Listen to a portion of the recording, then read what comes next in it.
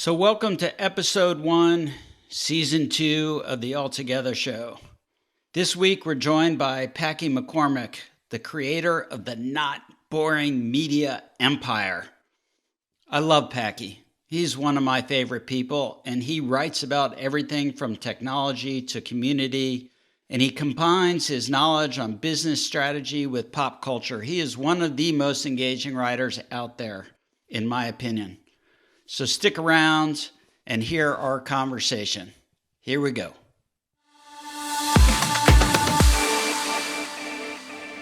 So let's start at the beginning. Where were you born? And tell us about your parents, if you don't mind. Oh, good one.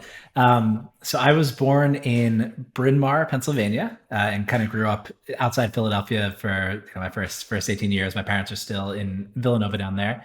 My mom grew up 5 minutes away from my house. My dad grew up in Allentown, Pennsylvania, which when we went back for my aunt's funeral, it was like the most grateful I've ever felt for my dad for getting out of Allentown, Pennsylvania. It's not aged well. But they're both consultants. So my mom does kind of like organizational development, change management, and leadership, and a bunch of things with a bunch of companies and organizations. My dad was a management consultant. Now kind of does a combination of that and CFO consulting and that kind of stuff. He was actually at Arthur Andersen, decided to luckily quit and cash out his partner shares the year before Enron. So got super lucky there. But was a partner there. So just, I think, learned both hard work and risk taking from the two of them. But that's my parents. So are you an only child, or do you have siblings? I have siblings. My brother Dan is 26, about to be 27. And he is head of finance and ops at Parade, which is an underwear startup in New York. And then my sister is 2 years younger than I am, and she runs a company called Oze, which is a FinTech in Ghana. So, well, that's incredibly interesting. How do you run a FinTech in Ghana? How does that happen?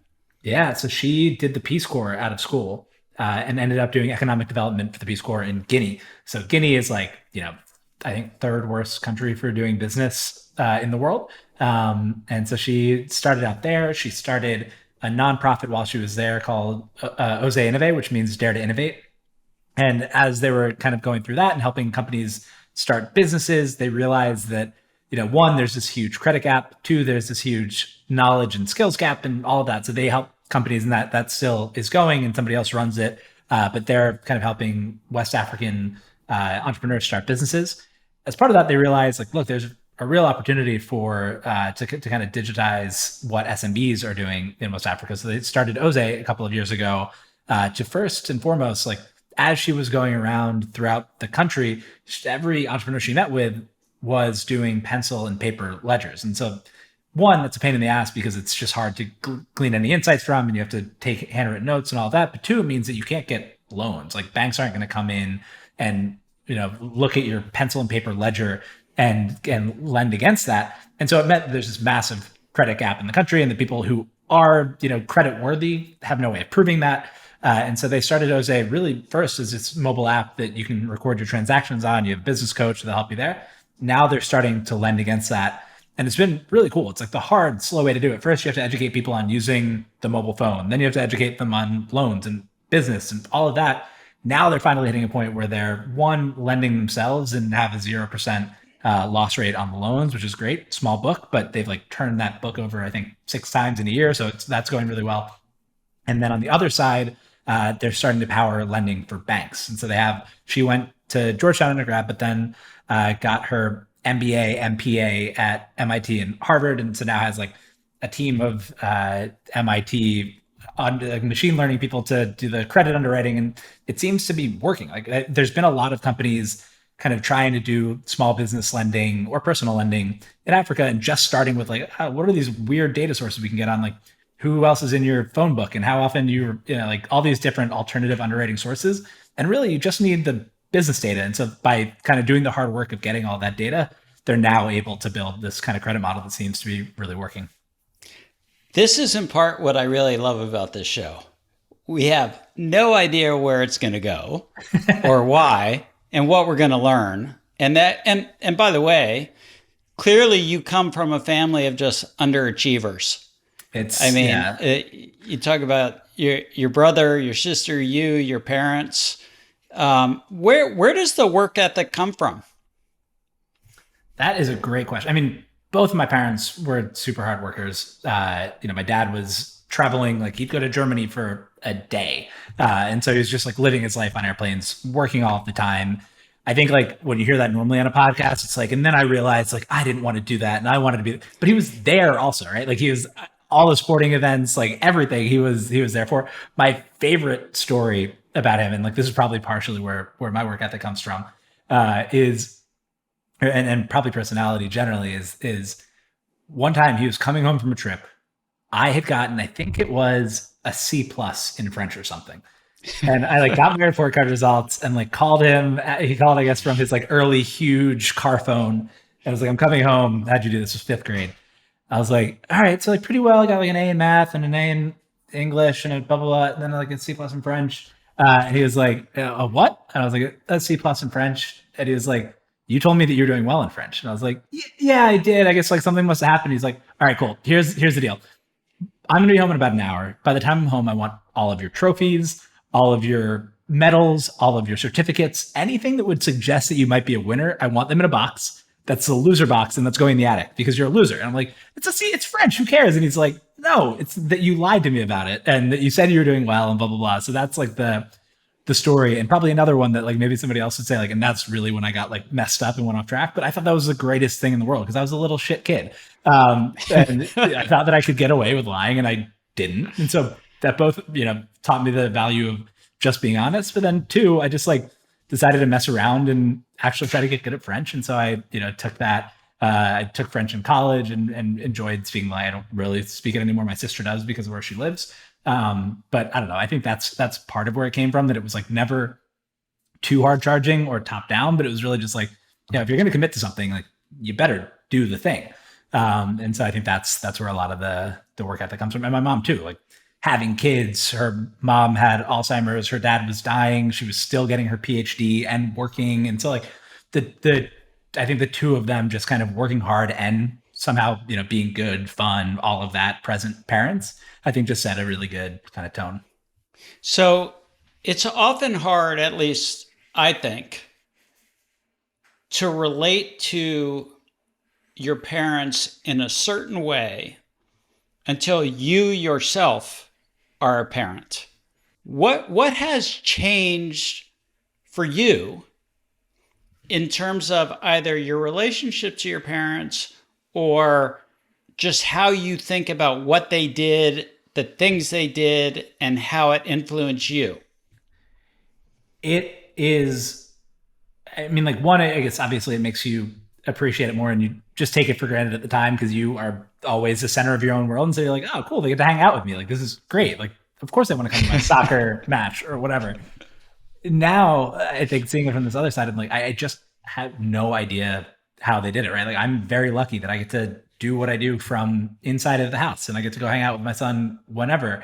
And I can sometimes relax when he's like, going to bed at 7 p.m. I can relax a little bit after that sometimes. I still work weekends and all of that. And so, I still have that work ethic. But my dad, travel for a week, get back, and then like the first thing that he would have to do is wake up at 6 a.m. the next morning and take me to soccer or something. It's just inconceivable to think about the fact that, he did all that my mom, while he was traveling, raised us. Like if the two of us weren't home all the time with a nanny, like the three of us kind of running 3-on-1 against the baby with one kid, I don't know how we could do it. And the fact that my mom was doing it, we had our parents and all of that, but like, I just don't know how you do it. That's funny because I come from the opposite end of the spectrum. I think the last 48 hours, first thing yesterday morning, I woke up and I drove from Nashville to Chicago with my son, who graduated from college this past year and is has moved now to Chicago. And, I kept thinking like, I gotta be home by Wednesday at 1 to do this podcast with Packy, and I'm just going to be, because you get up at 6 a.m., you drive to Chicago, you unload the U-Haul, you take a 6 a.m. flight back, you're preparing for Packy. I'm like, I got to be able to bring it. So far, so good, by the way. Well, thank you. Thank you. So, you kind of do these things as a parent, and you just do them because you love your kids, and it just works out. Totally. I used to be a social animal, and I would like to go out and do whatever. Like if there was any dinner or anything, I wouldn't miss it. Now I'm like, are you kidding me? Like you're gonna leave my house? No, I'm just gonna hang out with the baby. So that's the piece that has where I found give, I guess, is just on the social life, which is fine. So you grew up in Philly, essentially outside Philly, in Bryn Mawr, Villanova area, which has a very strong sports culture and draw. Are you a Philadelphia sports fan? Huge Philadelphia sports fan. So, oh God, I knew you weren't perfect. Well, yeah, I mean, the Eagles kind of finally getting good and then being terrible again has been tough. I was one of the last, I think, Ben Simmons apologists, and now he's like just trampling all over my faith. I mean, Sixers and Eagles are my two favorite, then Phillies, then Flyers. But I don't know, it's the absolute best. When the Phillies won, it wasn't even the World Series. It was when they were about to win the World Series in 08 and they won the NLCS. We went out to the riots in the streets. And for the NLCS, people were breaking the windows in all of the stores. They bust in riot police on like an old-fashioned school bus, and people just tip the bus over with the riot police in it. Like we don't win often, so when we do, it gets pretty wild. Yeah, no, it's a big time then.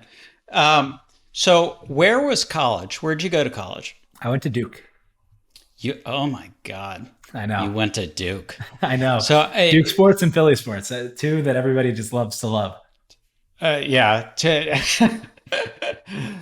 Boy, I just feel like we need to end the conversation now, but we'll continue. Okay, so you go to Duke, which is a big cultural shift from Philadelphia. No, it is and it isn't. So I think the most common state that someone comes from at Duke is North Carolina, and then it's really like Florida, New Jersey, Pennsylvania.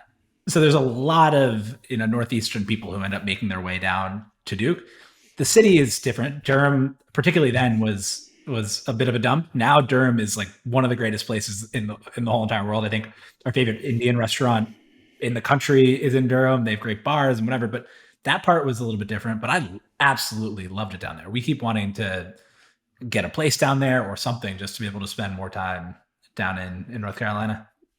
Well, if you buy any more Solana, you'll definitely be able to get a place in Durham. But we'll get to that later, Mr. Market Mover. So, what do you major in college? I did an econ major with a philosophy minor. It is just absolutely insane to me that you're as good a writer as you are, having majored in econ and minored in philosophy. Well, I wasn't any good at econ, if that makes any difference. I was bad at econ.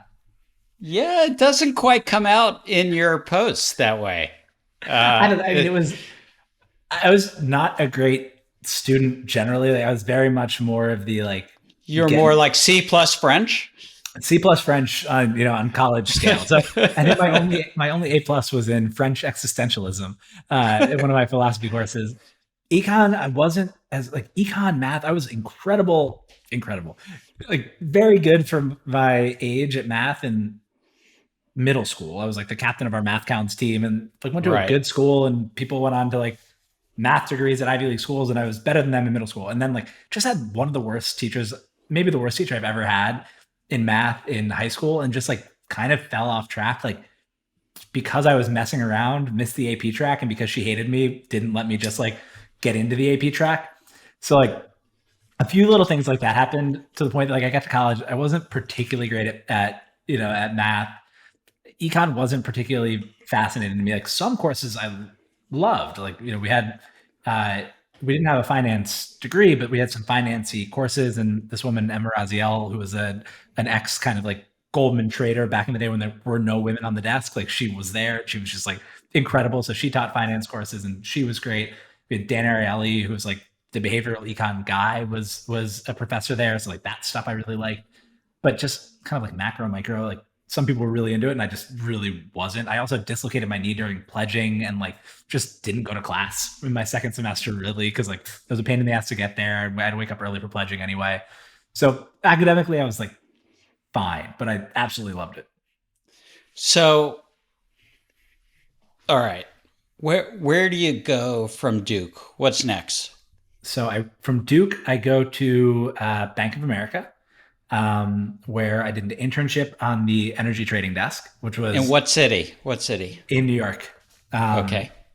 So I did an internship on the energy trading desk in New York. And for people who maybe it sounds glamorous, maybe it sounds awful. I don't know what it sounds like, but a trading internship is like maybe the worst possible job that you can have, like in that realm of jobs. Because unlike any other job, like consulting or even investment banking or whatever, you can't actually do anything. Like you're not licensed to trade. And so you have all these alphas on a desk who are like exactly what you'd expect traders to be. My desk happened to be ex Enron traders. So after Enron imploded, Bank of America took most of their energy trading desk in.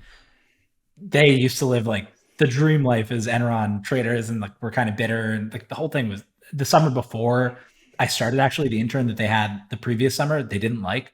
So they took him out until 4 a.m. one night, got him trashed, and then walked him to HR the next morning when he came in a little bit late. Like they did the whole thing intentionally. Like it was a rough. I mean, it was fine. It wasn't like the end of the world hard, but uh, you know, whatever. Got the job. Came back. Bank of America Merrill merged because that was the summer of 2008. So by the time I came back, B of A and Merrill had merged, and they kicked me and 13 people from the trading desk at Bank of America into public finance at Bank of America Merrill Lynch, which not the dream job, but like the group that I was in was great. Met my wife there, so like all ultimately good things.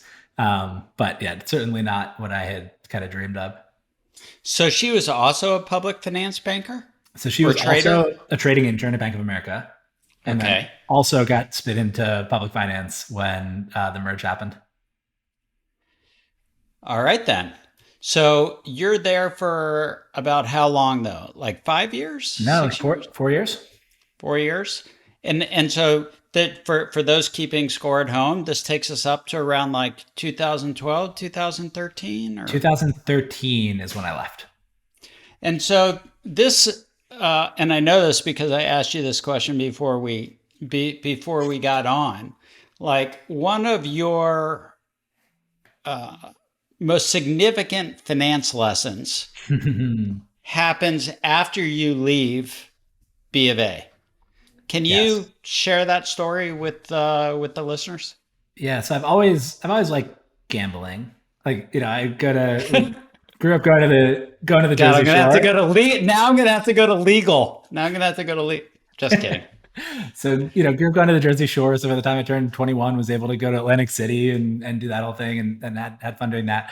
Um, but when you're at an investment bank, you have restrictions on what you can trade. So one, you have to run every trade through compliance and they have to say yes or no. Two, you have to hold for 30 days. So there's just all these restrictions, which are put in place to not get the bank in trouble, but also actually end up having this great side benefit of like you don't end up trading like an animal and just trading in and out of stuff and buying options and whatever else. As soon as I left Bank of America, those restrictions were lifted. First, before I left, while I like was in the process of leaving, because I actually had gotten into business school, was like getting ready to go to business school, quit my job, and then decided to pull. They actually wouldn't give me my deposit back, but decided to not go to business school to end up working where I worked after. But either way, I was in this like kind of in between period where I was still employed, but not really working. And so I was like, all right, I can't trade anything still, but I just read this blog post about Coinbase. Like, let me try that out. And so I bought Bitcoin at $100. I bought 38 of them over a couple of weeks while I was still employed at Bank of America. Um, and then I left. I had like, I was I waited for my bonus to leave. So a big like $60,000, $70,000 or something check hits the account. I'm like, all right, I'm ready to, this money will carry me through. I'm going to work at a startup and I'm not going to make a lot of money. So like this will hold me over. And then that summer, I just like got really into options trading, which was, a total disaster of a move. So the things that I bought while I was at Bank of America and right after, I bought Facebook at 19. I bought Tesla at 29. I bought like, there's a few others in there that are just like super, super painful. And then I was like, wait, options, like with just like, I don't have that much money. So I can just like get more exposure by trading options. So like, but puts on Pandora, which ended up being totally right, but just like the timing was off by a week. So lost all of that premium. I decided to go deep into Apple earnings on just naked calls, wiped out. Like beat earnings and all of that. That was actually an incredible lesson because like they beat earnings, everything went well, and I got crushed because there was the vol crush and volatility increases, which increases the price of the premium going into earnings. And then if it's not a total wild blowout, then just losing that volatility kills you. So lost a ton of money there. Started selling Facebook and Tesla and whatever to buy more options. And so just got like totally crushed. And then went to Oktoberfest that fall with some friends and spent more money than I wanted to. I was like, this unemployed person interviewing at startups and who had just kind of traded away some money. And was like, oh man, it was really stupid for me to go spend this much money on a trip when I'm like in between jobs and whatever. Let me just sell these stupid Bitcoin that I have. They're up 50%. So I sold 38 Bitcoin at like 150, which I think now is a, $2 million mistake somewhere around there. Hindsight is definitely 2020. So, if we're going to talk about not boring a little bit, you self-describe sort of what's going on in business and the strategy behind it. Yep. And what sort of feels clear to me is that you are unbelievable at spotting sort of future trends, and not just spotting them, but explaining them. The reason you got kicked off that trading desk, by the way, is because, exiting seems to be an issue.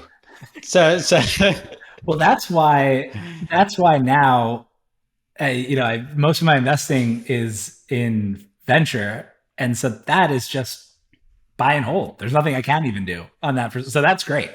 So now you're talking my language, right? And I've said this before and I'll say it again.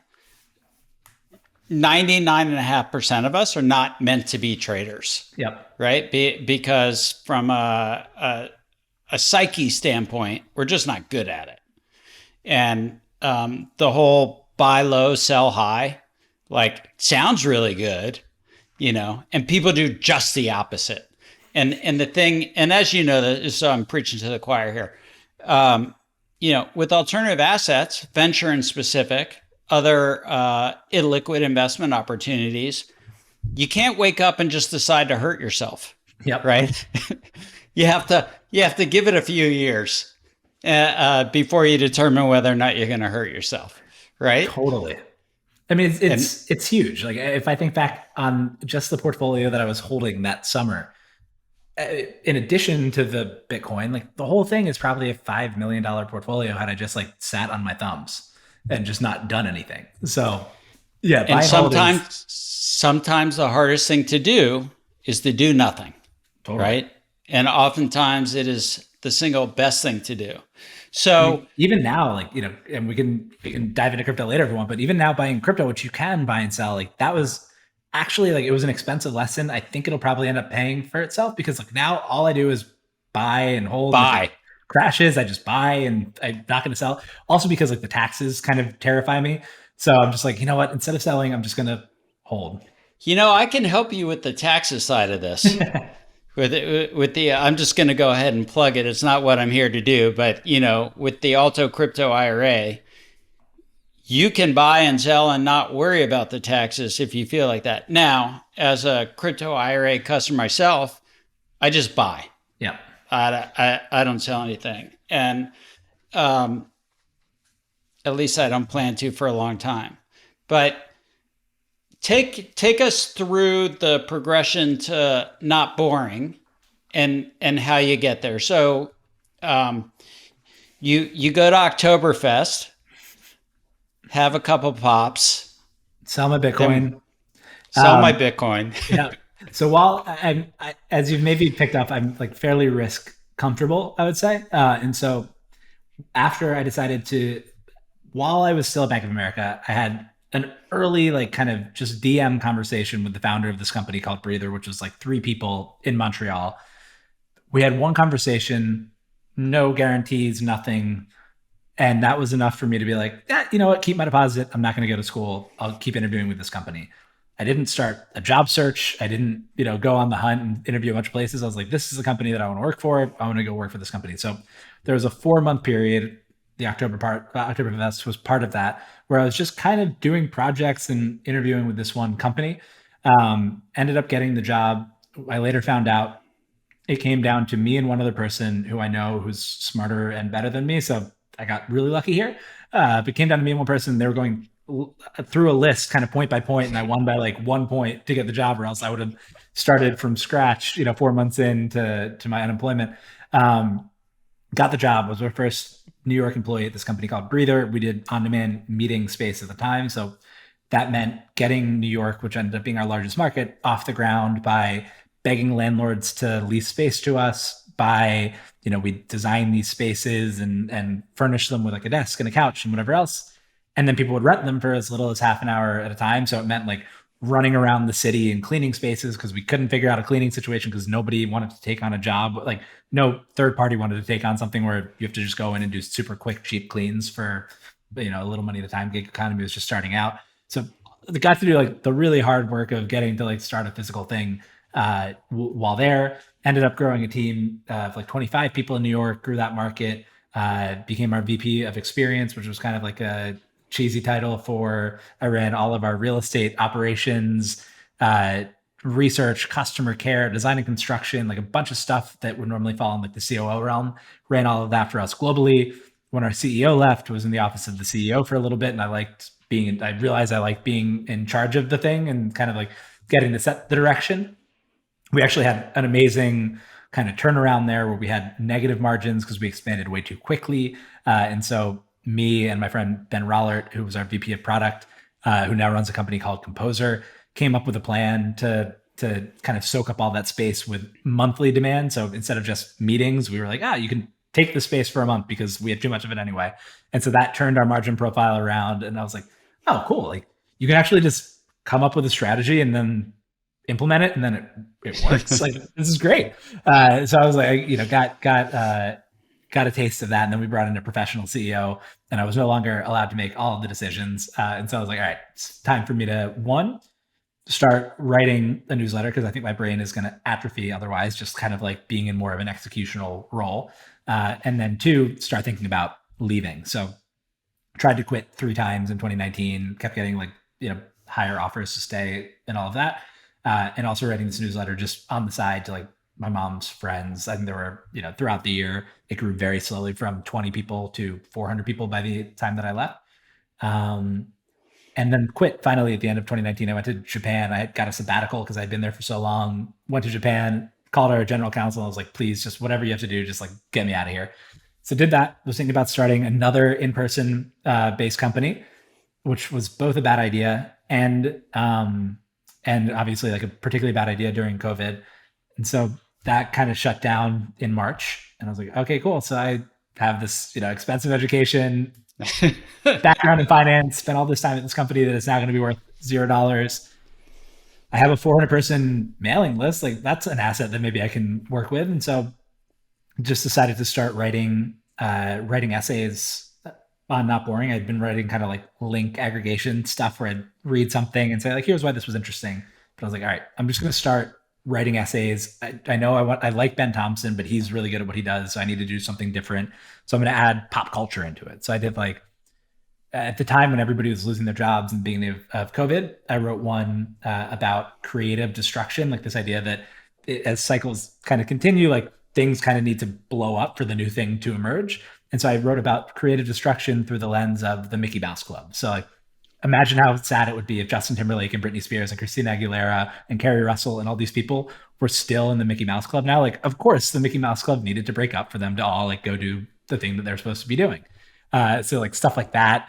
I wrote about Amazon, some Amazon strategy through the lens of this silly fashion show that they had on the channel, like just kind of like playing around, and it started to kind of work and people liked it. And so it grew from probably 400 people to 1,000 people or something. And I was like, all right, I'm just going to do this full time. Decided to launch on Product Hunt, put up a landing page that doubled the size of the audience. And then it's just kind of grown since then. And the topics have evolved. And I've been writing a lot more about crypto recently. I had a public markets kind of period. I've always written about startups. And it's just kind of, whatever I'm curious about that week, I get to write about, which is really fun. You're kind of glancing over it, but I don't think most people understand. And I think this is because if you go onto Twitter or LinkedIn or TikTok or some other major social media platform and you see, 5 million followers, 10 million followers, right? I don't think people really understand how hard and how impressive it is, by the way, to go from 20 followers to 400 followers to 1,000 followers to where are you now? 70, 80? Where are you? Either today or tomorrow, hopefully we should get to 75,000, which is wild. Like, that's incredible, Packy. I mean, congratulations. That is incredible. I don't think people fully comprehend like how hard that is. I think it both seems impossible and easy, depending on like where you're looking at it from. Like, I think if you look at people who have big followings now, you're like, that's impossible. Like, I'll never be able to get there. And so even like early on, I was like, just in case this gets big at some point, I'm just going to start saying how many subscribers I have and just like kind of be open about the process the whole time. Just so when if the like 1% chance happens and this actually works out, I can look back and be like, look, other people can do this too. Like, I was an idiot with 500 followers writing about the Mickey Mouse Club. Like, this is not, so it's not like impossibly hard. It's really hard. I put in a ton of work. I work 7 days a week, like all of the 18 months that I've been doing this. But it's also not like there's some godlike class of people who are the people who have a lot of followers. It's like just people who put in the hard work, and just like investing, compounding kind of just happens over time. And it gets a little bit easier to write about things because you have a knowledge that you build up on and you can use as building blocks. But then two, the audience just kind of compounds because there are more people to share it if they like it. And so if they tell one friend and you have 50,000 people, then 100,000 people have seen the thing. So it definitely grows more easily over time, but it was certainly a slog for a while in the beginning. So you kind of just touched on something that I think is really important. And it's this idea that, and by the way, I'm going to qualify all this by saying you are privileged. You're white and you're male, and therefore by definition, you are privileged. Totally. But outside of, quote unquote, Silicon Valley, and this is what I love about you. I mean, I love many things about you, but I really love this about you. Like, you came from nowhere in this space, in this industry. You have 75,000 followers, and I'm just going to say it, you can move markets. I mean, when the Solana piece came out, I mean, sure, there are other things going on, but do you sort of wake up and pinch yourself? I mean, like, certainly I appreciate how cool it is to be in this spot now. It never feels like, I don't know, you know this, you're running a very successful company. And I'm sure most days you just wake up and you're like, shit, there's something that I needed to take care of at the company. And so I think that's kind of what it feels like most of the time. Sometimes I'm like, wait, this is like, I can't believe that this person even read what I wrote. Like, this is crazy. Like, there's those little micro moments. For the most part, though, it's like, cool, that one worked. Now the pressure's on to like write something better next time. And so it's definitely kind of like that constant focus on what's ahead and what's happening in the next week. But certainly there are some times where it's like, this is very weird that any of these people would talk to me, listen to what I have to say, like any of that stuff. So we were talking about it just before we started recording the show Ted Lasso. And there are a lot of Ted Lasso fans out there. And you haven't seen the whole thing yet. And I'm hoping that you are able to convince your wife that you need to go watch the whole thing, because I'm also a huge Ted Lasso fan. But I was listening to the Brene Brown podcast with the Ted Lasso creators, Jason Sudeikis, and I'm forgetting Brent's last name. But one of the things that I didn't realize that came out in this interview, but it was always something I was trying to figure out, and that when the Ted Lasso show opens, he goes and sits in the stands, and the seats are filled with all of this graffiti. But as there's this progression once he sits down, where the graffiti disappears, and they are all colored in blue and red. And there was something to it, but I couldn't put my finger on it. I'm like, what is happening here? And what comes out in this interview is that Ted Lasso, the character, kind of stays the same and true to himself. And it's everybody in his environment that actually changes. And I'm not trying to make you blush, but I sort of feel like when I read your pieces, because you are an open book with your pieces and you have a very distinctive voice, which is all your own, I feel like you are 100% true to yourself.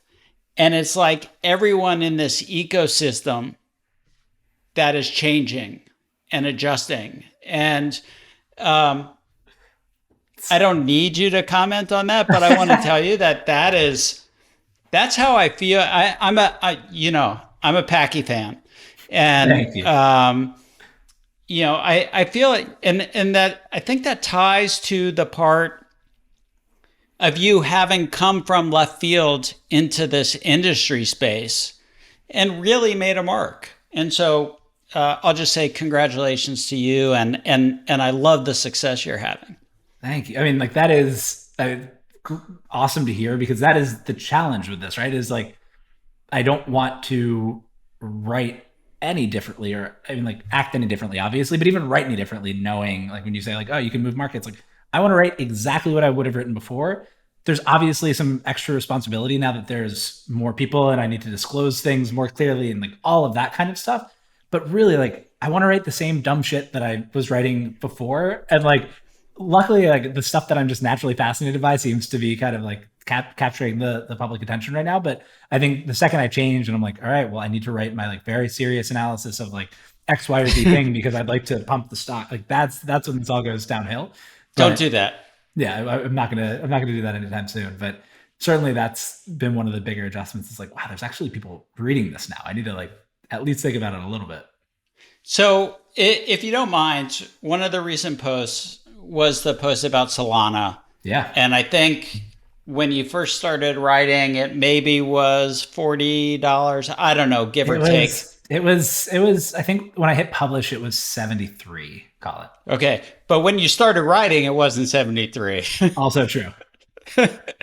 And now it's, I don't know, 160? Yeah, somewhere around there. So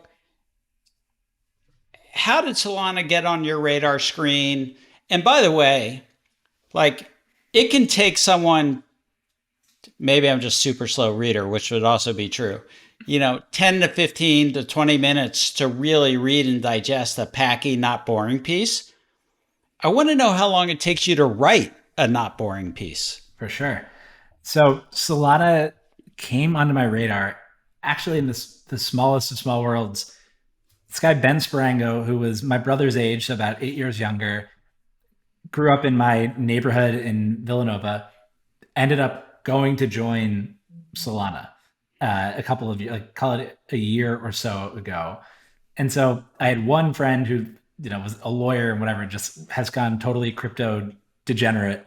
And he was telling me a little bit about Solana. And I was like, I think my friend Ben works at Solana. So like talk to him about it early on back, when it was at maybe 30, 20, wherever it was then. I'd mentioned it in a couple of pieces. I do these sponsored posts, which we did one time. And so We they did. reached out at some point and they were like, look, like, we really do not want you to pump this. Like that is not the goal long term. That doesn't matter at all.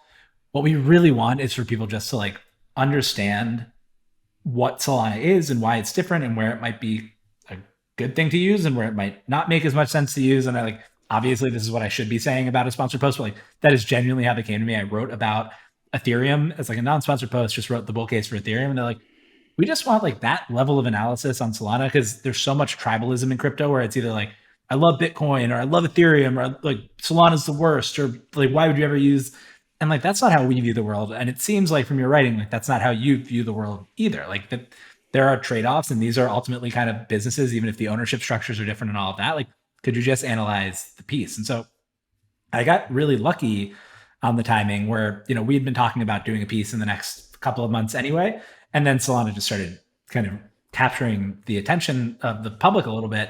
And so I was like, guys, do you mind if I just like move this up and do this right now? Because there's something happening. So on the market moving side, like maybe it helped accelerate that a little bit, but really I just like what I think I'm good at is just capturing when like something is kind of starting to take off.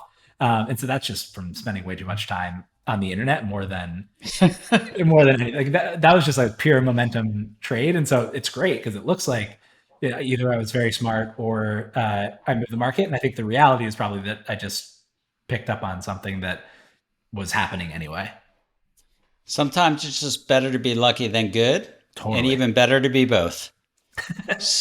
So, have you ever thought about retirement? I mean, you're in the thick of it right now. Has retirement ever crossed your mind? No. I mean, like, What? so Go it's ahead. crossed my mind in the sense that, and I've said this before, but like, when I was at Breather, I had equity in the company. It was growing fast. At some point, it was worth like $300 million. And I was like, you know what? If I retire, like, what are the things that I want to do? And I wanted to invest, and I wanted to write, and like read a bunch, and like that, and hang out with my family. And so the fact that that's what I'm doing professionally now, like, I don't see why I would retire at any point. Like, obviously, my pace will probably slow down at some point, and I will maybe do like more kind of fund to fund investing versus going and meeting 5 startups a day. But for the next You'd decade, be I would love. bored. I Don't know do that. for the next decade at least, this is exactly what I want to be doing. So, do you have any sense or an opinion as to whether we're even talking about retirement in 20 years? Is that going to be a thing? That is a really good question. I think in 20 years, like I don't know. I don't think the two of us will probably ever be talking about retirement. It feels like you love what you're doing and you'll do the next thing and love that. And like you are not the kind of guy who seems like you. Next thing. I mean, like, I'm talking I'm 20 years, joking. 20 years from now, right? And I don't think so. There are plenty of people who are like, would love to retire. And so I think that conversation's probably like nobody retires. It's probably, a century off or 50 years off or something like that. But I do think as kind of like hobbies and work and all this stuff starts to sort of blend together, I think it gets a hell of a lot blurrier. Like, I don't know, one of the themes that I haven't really put into words well yet that I think is happening, and this is not a novel thought, but it's just like we are getting closer to that scene in Wally where like you just have to like really just have to sit in a chair and watch TV and like kind of do stuff. And like obviously that is a privileged thing to say, and there are plenty of people who have to work really hard, but like the the line is clearly moving towards like more and more things getting made more and more cheaply and the basic needs kind of just being met more and more cheaply to the point where at some point like really like we're just trying to find meaning with what we do more than like actually needing to like go out and grow the corn to have dinner that night. And so I don't know if that's 100 years away or 10 years away, or it's not 10 years away, but like there's a point in the future at which like we're just not going to actually need to like do a ton of shit to like survive. And so I don't know when that point is, but the closer we get to that, the more people like hopefully should be finding the thing that they like doing that also gives them meaning and then like gives them some sort of income as well. So if you had to give someone a single piece of financial advice. Yeah. It's a kind of a combination of like the very standard, Peter Lynch, buy what you know. And like, not just what you know, but like what you really are interested in. Like, I think that to me, investing is, and don't tell my LPs this, but to me, investing is as much about. I'll close my ears. Yeah. It's as much about kind of like learning as anything, or if the investing itself is not about learning, it's like a really hell of a great way to learn about a bunch of different things. So I would align kind of your investing with the kind of thing that you want to learn about. And so that's either buy what you know or buy what you want to know, and then just hold. Like, if things change dramatically and stay on top of things, great, and sell. But for the most part, like, I don't know, the best financial lesson to me so far would have been buy what you're interested in, then hold. All right. So I usually open the show with this question, but it's a new season. And so I'm going to end the show with the question. And you've had an hour of warm up. So if you're asked to describe yourself to somebody else in a sentence, what would that sentence be? Whew. I mean, like, there's the what I do, which is I write a newsletter and invest, and like that, I think actually captures it fairly well. But I think I don't know. I hope that I can be a source of like a source of optimism. Like that is kind of a lot of what I'm trying to do with Not Boring. And it wasn't intentional in the beginning. In the beginning, it was like, can I just grow this thing? But I think what it's become is it's like really easy to look smart by being the cynical person. Typically, actually, like optimism is probably the best returns strategy over a long enough period of time. But short term, you can look like a real idiot when you're too optimistic. So I'm kind of, I'm happy to be the guy taking the arrows for being overly optimistic, but then also trying to, back that with real analysis. So I'm like trying to give people like a real framework and like a well-researched place to come from where they can actually like just approach life a little bit more optimistically. I love that answer, both because I love optimism and, as an entrepreneur, you have to be maybe naively optimistic at times. But the other thing is, I saw on our team Slack channel a little bit earlier today, we have a Slack channel called Discuss Investing. And there was this idea that the other way to short is to not buy. Yep. Right? You don't actually have to actively bet against. You can just not buy. Totally. And wait. And so, generally speaking, optimism resonates with me. So I love the answer. Thank you for being on the show. It was a pleasure having you. And honestly, I really look forward to working with you out into the future when we both don't retire. Amen. We have another good 50 years of working together. This is going to be fun. Thank you so much for having me. This is a blast. Thanks, Packy.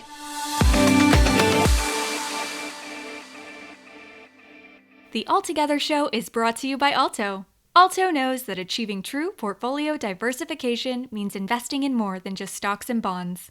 That's why Alto developed a streamlined platform to make it easy and cost-effective to invest tax-advantaged retirement savings in alternatives. Assets like real estate, venture capital, and crypto that are outside of the public markets and available through Alto's growing list of investment partners. To learn more, visit altoira.com/altogether.